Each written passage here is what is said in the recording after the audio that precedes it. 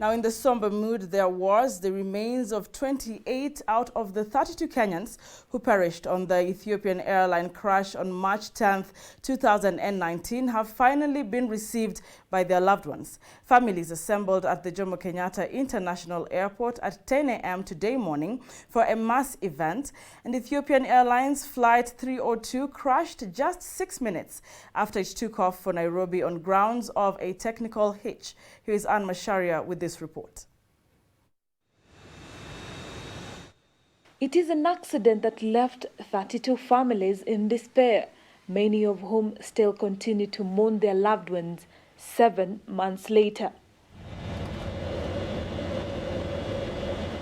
On March 10th, Ethiopian airline Flight 302 was expected to land at the Jomo Kenyatta International Airport, only to crash a few minutes after it took off.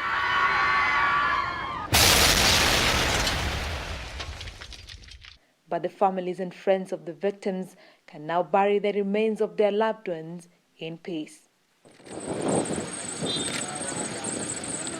According to the Ministry of Foreign Affairs Cabinet Minister Monica Juma, the government burnt the midnight oil to ensure the family received the remains of their loved ones. We have had a chance to meet with the families.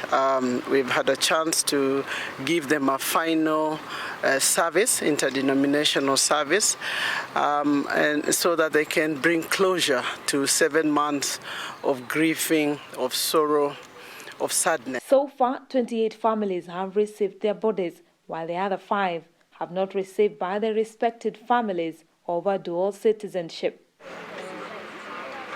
On his part, the family's representative Richmond Murede emphasized that the compensation plans to the affected families is underway. Insurance company is handling all this, so there was no burden for the government or for the families for that matter. So the insurance company has received all the expenses that will be incurred as a result of what is going to happen this afternoon in terms of either burial or cremation. So the work of the Kenyan government was purely logistical, just to coordinate through the various agencies to have the event happen as it has happened. After the crash, Boeing took ownership. In a statement, Boeing said, "It is deeply saddened to learn of the passing of the passengers and crew on Ethiopian Airlines Flight 302. We extend our heartfelt sympathies to the families and loved ones of the passengers and crew on board and stand ready to support Ethiopian Airlines team." It's a sigh of relief for the families that lost their loved ones on March 10th airplane air crash. Focus now shifting on these families as they seek to bury their loved ones, awaiting the compensation from Boeing.